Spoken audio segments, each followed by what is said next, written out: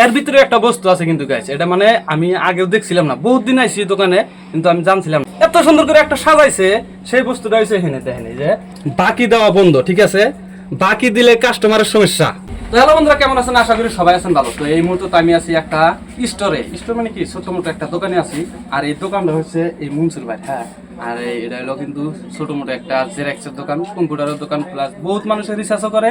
আবার ধরেন মোবাইলের চার্জার, হেডফোন, বহুত কিছু মানুষের প্রয়োজন হয়, তাই এই দোকানে আসে বহুত কিছু মানুষ কেনাও পারে।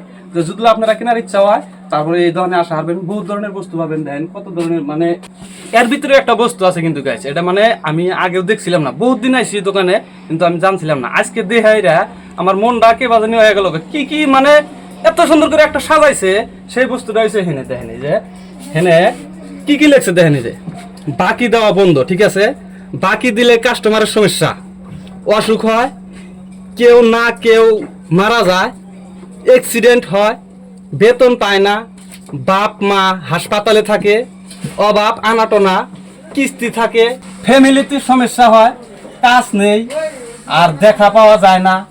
যদি কাস্টমার যদি একটা বস্তু বাকি নিয়ে যায় আর ওই কাস্টমারটা কিন্তু ফেরত আসে না, তাই এই দোকানদারে একটা বুদ্ধি করে এই বস্তুটা দিয়ে দিছে।